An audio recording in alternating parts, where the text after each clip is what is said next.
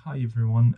So this new short documentary, is about something special. So I went to this place next to Bengal to discover more about Welsh apples and about the work of one man whose name is Turrick, who is really trying his best to save a lot of local varieties of fruit trees. And I read several articles and saw several videos about him online. So I really wanted to come and see him and basically talk with him about what he does and everything related to the Bardsey apple and all the varieties he saved. We were able to do a full video. I hope you're gonna like it, and that you'll discover new things, and you may get into heritage varieties of fruit trees. And yeah, I'll let you to the end of this video then.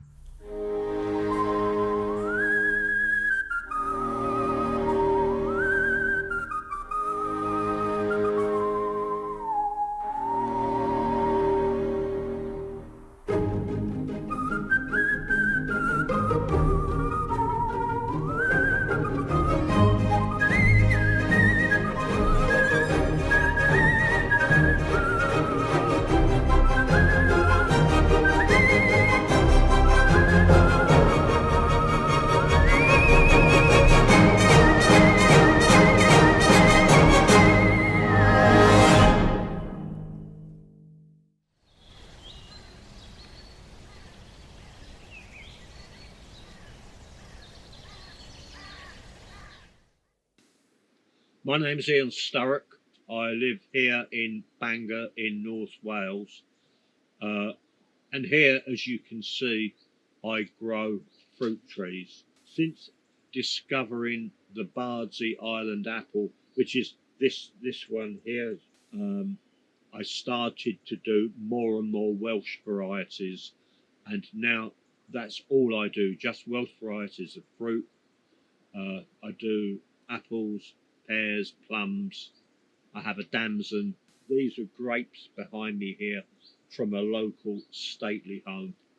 How did you end up growing Welsh trees? What's the story there?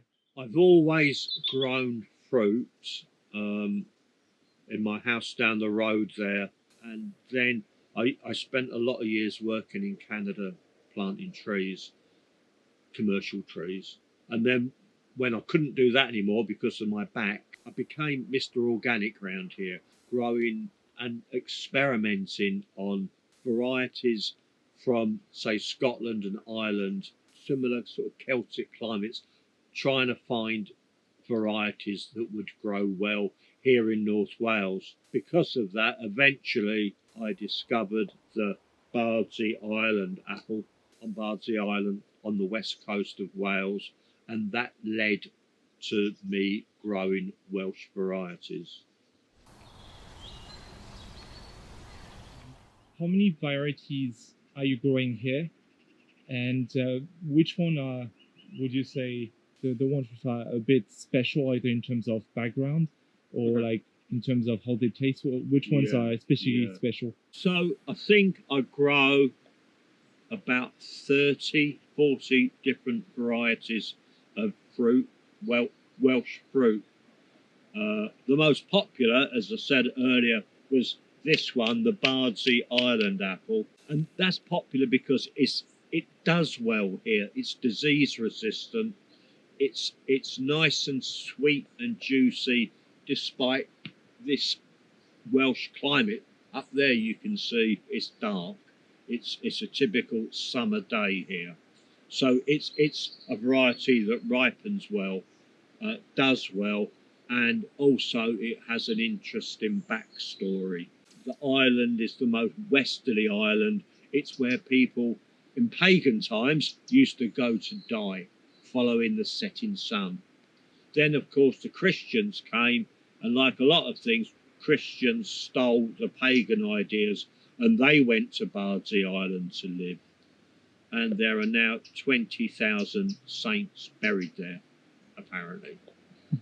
3 trips to Bardsey was worth 1 trip to Rome, and therefore you've got eternal salvation. Some of my Other ones are fruit that have been around for hundreds of years. For example, the Denbigh Plum. The Denbigh Plum goes back, recorded, to 1785. About 10 or 15 years ago, a doctor that comes from Denbigh contacted me to buy some fruit trees, and he told me about the Denbigh Plum. I'd heard about the Denbigh Plum in the past, but I assumed it was a local rumour, quite common, this sort of thing, a local rumour, because there's no references to the Denbigh Plum in the literature. The literature being written by people from southern England, of course. He showed me a massive Denbigh plum tree in his dead father's garden, and his dad was an expert on the Denbigh plum. He was on the radio in the 1930s. So I took wood from that tree in his father's garden, and I now make Denbigh plum trees. And the Denbigh plum has PDO status, protected designation of origin, this European designation. So hopefully it will help people in Denbigh find a niche, a niche where they can make plum and plum products.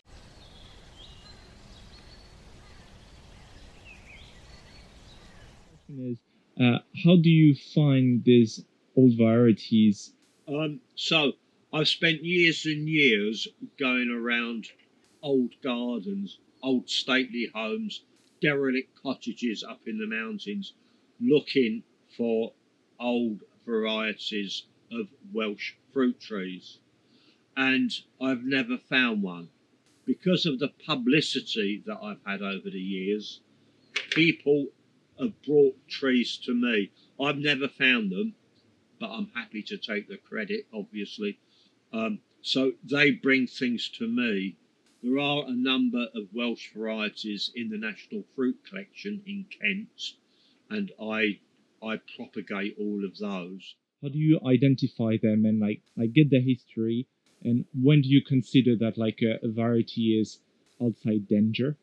So when people bring me varieties, obviously I examine the fruit physically, and I've got all the books, and I try to see whether it's a unique variety or perhaps just something that's picked up a local name. If I can't identify it, if I think it might be an unusual one, I used to send them to the National Fruit Collection, where the national experts would look at this fruit, and they would decide whether it was unique or not.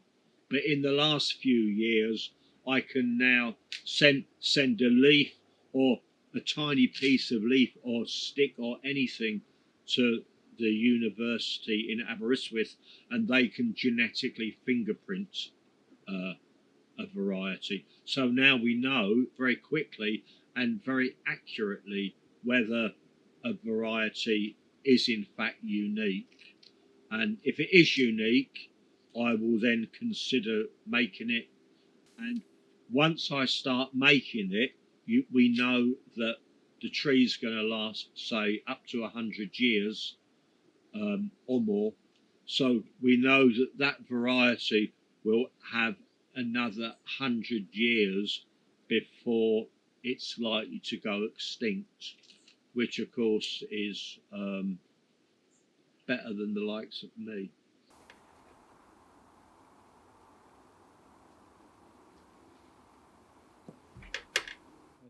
What does it mean like to save a variety? Like how do you do it? So I spend ages grafting these trees. Would be a lot easier if I could just put a piece of stick in the ground and cut in. But if I did that, fruit tree cuttings are hard to take. Also, if it was a piece of apple wood I stuck in the ground, the resultant tree would be about 30 feet high and spread, a monster this big around. If you graft that piece of wood onto a dwarfing rootstock, that rootstock keeps the tree smaller. and there are a whole series of rootstocks so that you can decide in advance how big you want the tree to be. This tree here on this rootstock, you can see my little sign there, this tree will be 15 feet high and spread. Another thing we don't do is plant a pip or a stone or a seed. That would be easy to do as well. But the trouble with that is, if we're trying to keep our variety pure, if we plant a seed is a product of sexual reproduction. So if we plant a pip, it will be different from the mother tree and different from the father tree. It will be a product of the two. Just like you are a product. Can we talk about this? Is sex? Is that all right? You are a product of your mother and your daddy. You are similar to your father and your mother, but different. You are also different from all your siblings, your brothers and sisters. You're probably more intelligent than them and also better looking and a nicer person, but you're different. So to make things exactly the same, we have to make clones. And that's what this wood here is. All of these trees here are from the same tree, pieces from the same tree, and they are all clones. They're all identical.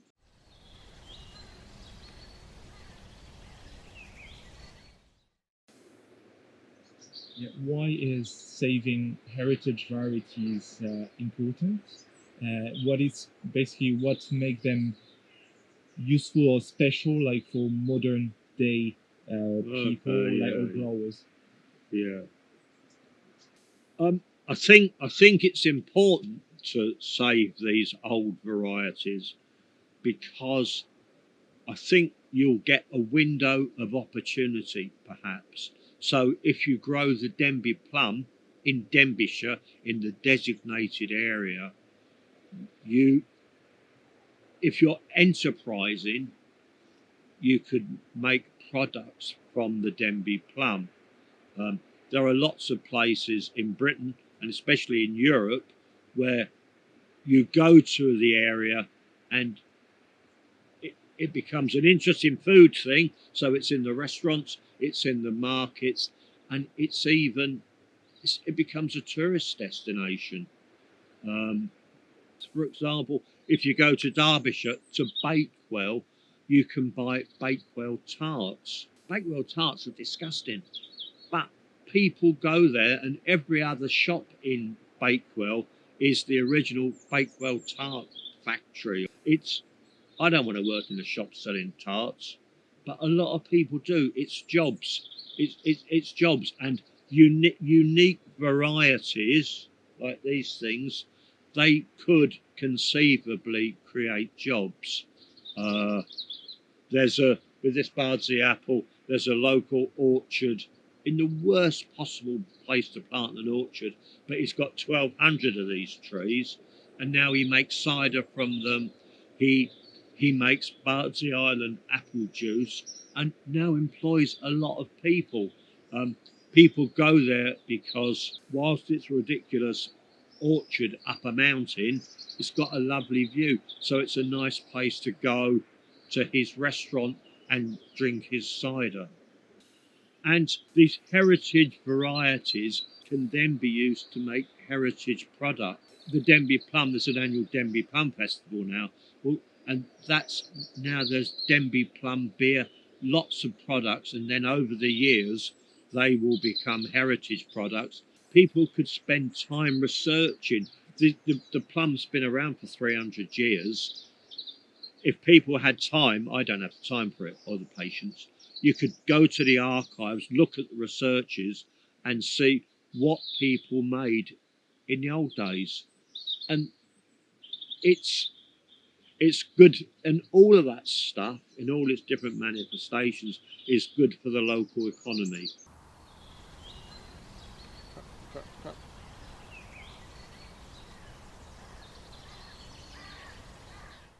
are consumers coming and buying more of these?